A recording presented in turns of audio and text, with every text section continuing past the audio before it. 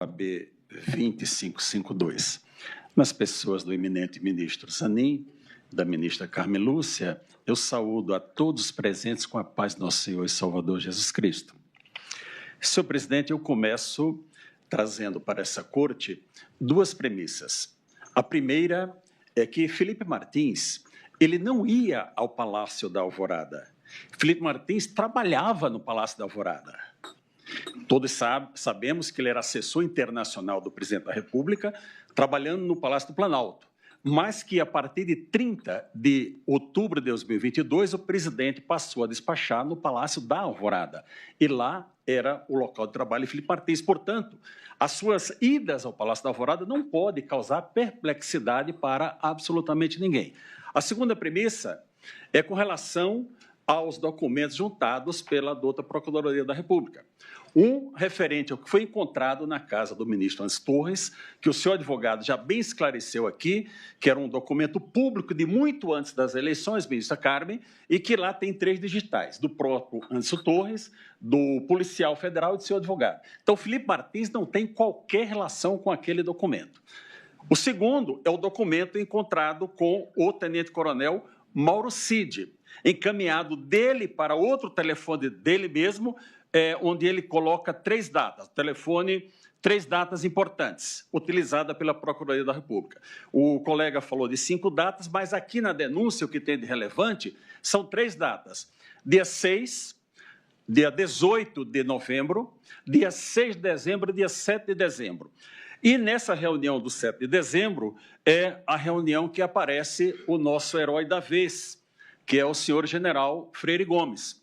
Eu estou aqui com o depoimento integral do general Freire Gomes, que ele diz o seguinte, que estavam presentes o depoente, o então ministro da Defesa, general Paulo Sérgio, o então comandante da Marinha, Garnier, e, possivelmente, o então assessor para assuntos internacionais, Felipe Martins, que na reunião o assessor leu os considerandos, que seriam os fundamentos jurídicos da referida minuta de decreto. Prossegue o delegado. Neste momento, foi apresentado ao declarante, ao general, o documento indicado no material apreendido em poder do investigado Mauro Cid, que decretava no final o estado de sítio e ato contínuo a operação da lei e da ordem, e transcreve integralmente aquele documento tido, senhor ministro Fux, como a minuta de golpe. Pois bem, após transcrever todo o depoimento, o delegado volta. Indagado e apresentado neste momento ao depoente, que foi apresentado na reunião dia 7, respondeu que sim. Na referida reunião, possivelmente, Felipe Martins leu o referido documento, o referido conteúdo aos presentes e depois se retirou do local, ficando apenas os militares, o então ministro da Defesa e o então presidente da República, Jair Messias Bolsonaro. Eu volto ao documento mencionado. Senhora ministra Carmen Lúcia, senhor ministro relator. Ele foi encaminhado em 2 terminais, o 4085 final e o 3302, no dia 28 de 11 de 2022, às 23 horas e 39 minutos. Ali era o documento encontrado no telefone de Mauro Cid. Não existe nestes autos uma única mensagem de Felipe Martins para qualquer pessoa.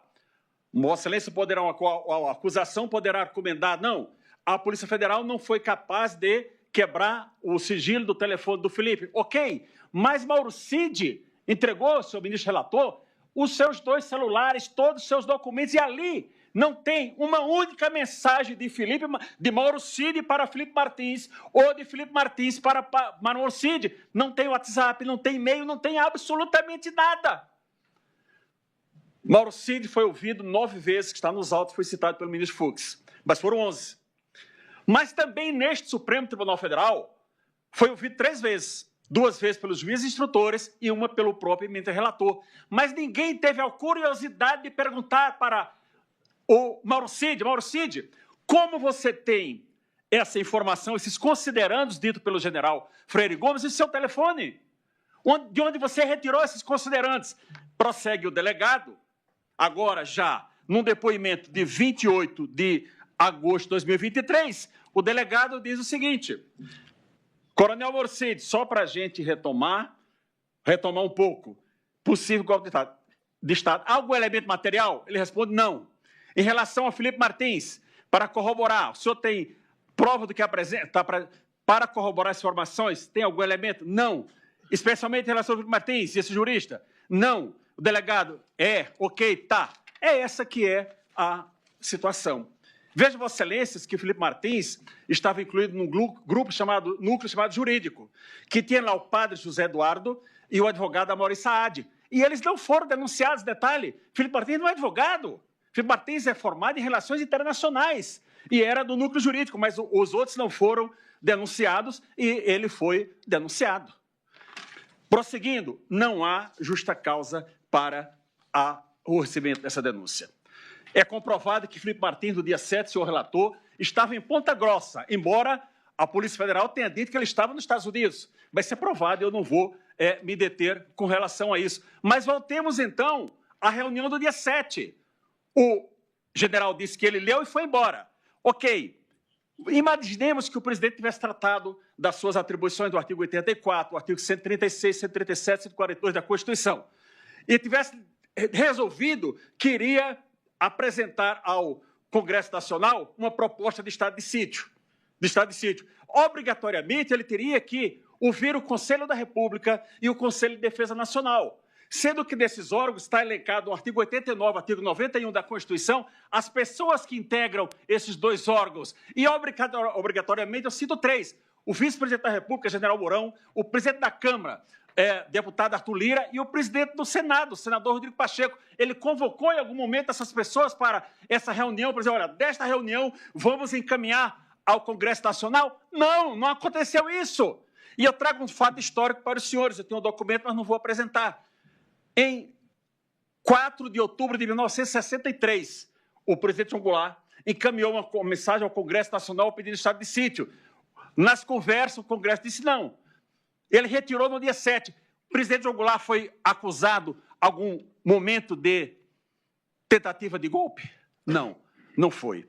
Senhores ministros, esse processo não há justa causa para receber a denúncia de Felipe Martins. Felipe Martins é um garoto brilhante, que aos 31 anos de idade exercia o cargo de assessor internacional do presidente da República, o mesmo cargo que hoje é exercido pelo senhor ministro Celso Amorim, que de 82 anos já foi ministro de 2 pastas, exerce hoje o mesmo cargo que Felipe Martins exerceu, dada a sua capacidade, dado o seu grande conhecimento.